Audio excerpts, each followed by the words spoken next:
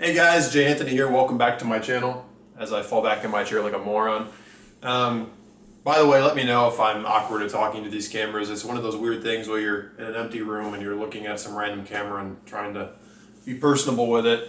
And I also know that I have a habit of talking fast too. So now that I've established all the awkward stuff, new video. So this is something that I have been doing a very, very poor job at, and I want to kind of fix the record and kind of give it the respect that it deserves. So I've actually will admit to being wrong about some things, and I'm the first person in the world to tell you that I don't have I'm not the only person that speaks the truth, and I'm right more often than I'm wrong, but I do make mistakes, and Tudor's one of those things that I made a mistake on. So I wanted to create this video, talk a little bit about Tudor watches, and then kind of correct some of the things that I misspoke about.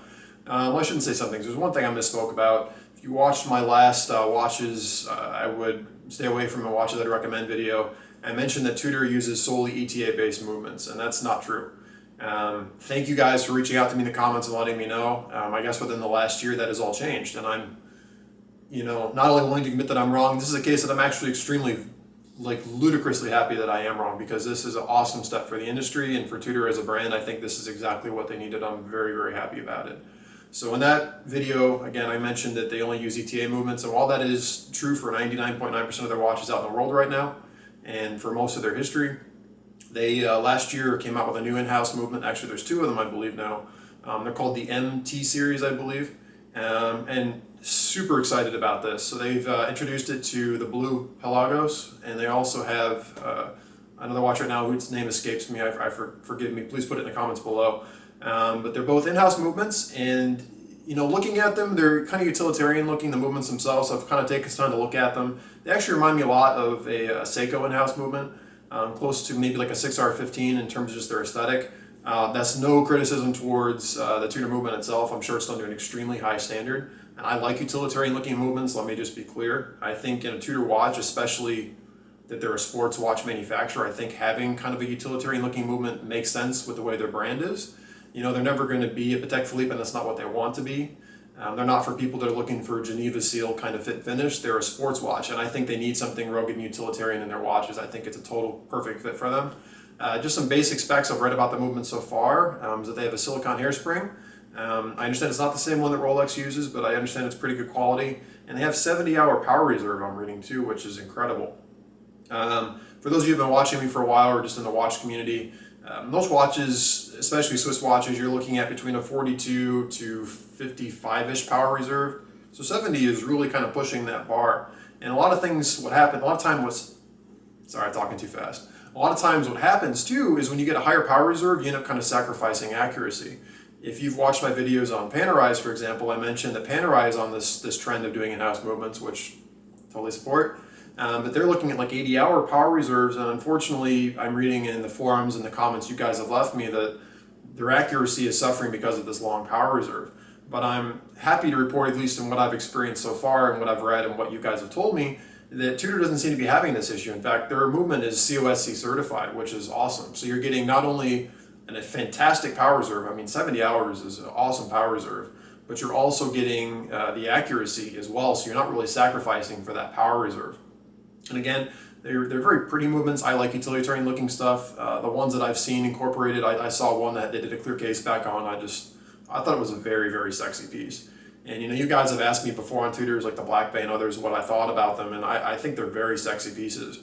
And some of you that have been following me for a while too know that I actually own a Tudor, and here it is. This is a 7016 from the 60s, and it's become clear to me that I really have kind of neglected Tudor. I kind of forgot what the specs of this watch were too. I mean, I've owned this watch 10 years, and it's kind of been one of those unfortunate things. I bought my Tudor sub about 10 years ago, and then right after I bought this, I started buying Rolexes, and long story short, if you've been following me for a while, which I appreciate, by the way, thank you, you know that I've been through a bazillion watches, and it's kind of like I've kind of forgotten about Tudor and neglected them. And they are a wonderful brand, and for those of you that have any curiosity, Tudor was founded by Hans Wilsdorf, which, for those of you that are in the know, is also the guy that founded Rolex. And off the top of my brain, and I may be wrong, I'm thinking like 1946-ish, I believe that they founded Tudor. And Hans Wilsdorf wanted a brand that had the same kind of reliability and quality as a Rolex piece, but at a more affordable price point. And the way that they've achieved that a more affordable price point for many years is by using ETA-based movements. And I'm also very happy to report that, at least from what I've read, especially on the Pelagos, however you want to pronounce it, the retail price with the new in-house movement, the MT movement versus the ETA movement pieces they were selling, there's only a couple $100 difference. And so, on the one hand, I feel sorry for those of you that probably bought a Pelagos with an ETA-based movement, because I feel like you're probably going to get screwed on the long-term resaleability of that watch, because now, at least there's snobs like me that would rather have the in-house movement. But I feel like if you're a consumer going into a store now, for another $200, you're getting an in-house movement. I feel like you just got handed an awesome, whole bunch of extra value on that watch that you wouldn't get otherwise. So, Tudor watches, I love them. I think they're very sexy. Like I said, I haven't really shown a lot of love to mine.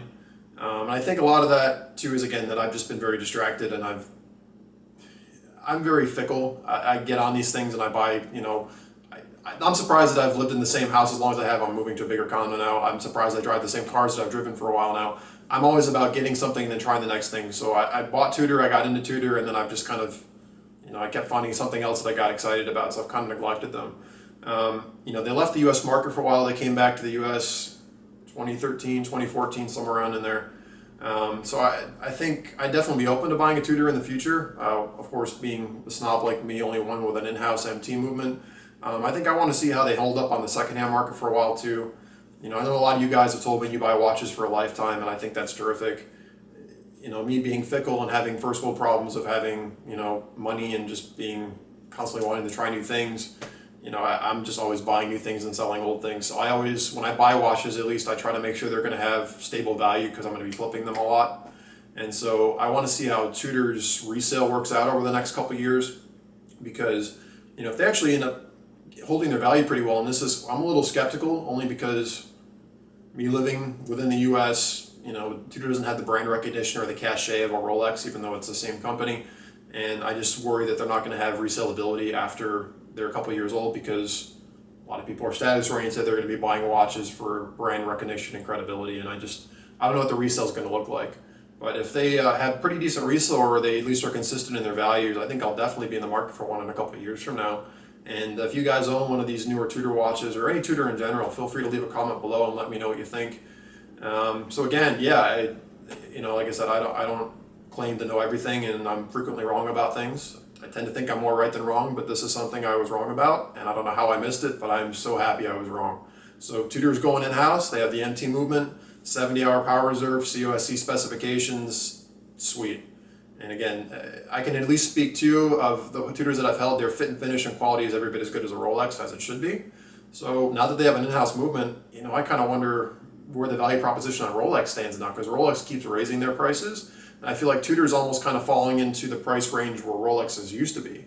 Because if you can get a Tudor Pelagos for 5,000-ish US dollars or slightly below, I mean, there was 10 or 15 years ago that was the price for a Submariner in the United States. So it's almost like I feel like they're creating Tudor to kind of backfill as Rolex keeps going up market. But that's enough. Tell me what you guys think below. I'd love your feedback. Again, I'm always open to learning more things and being corrected. So I'm so happy I was wrong. I'm super excited about the MT movements. And as always, thank you guys so much for watching. At the end of these videos, of course, I always say, please comment, rate, and subscribe. Just know, I hate saying this, but I literally am getting to the point where I'm like, I'm not going to be able to reply to comments, all the comments anymore. I'm like, it's not you, it's me. I'm so fortunate to be able to say this, but I'm getting so many comments now that I'm just completely and utterly overwhelmed. I mean, literally, I'll spend like a couple hours in the morning like answering comments, and then I get halfway through my day and I feel I have like another 50 or 100 comments I have to go reply to. And I have a full-time job, and I'm actually buying a larger condo now, and I'm doing all these other random things, so it's almost like I'm kind of running out of time to keep answering your questions, and I feel really bad because I love talking to you guys. I love the support. I love just, I feel like you guys are kind of, my internet friends. I love kind of getting to know more about the watch community and you guys and your opinions. So I'm going to do the best I can to keep up with comments, but please don't be offended if I can't reply to everything. I'm honestly overwhelmed, but it's a good thing. I've already got another 2,000 subscribers in less than a year, and it just keeps going up. So thank you guys so much, as always. So please comment, rate, subscribe. If I don't reply to your comments, I promise I will read them. And please stay tuned for more content. Thank you so much.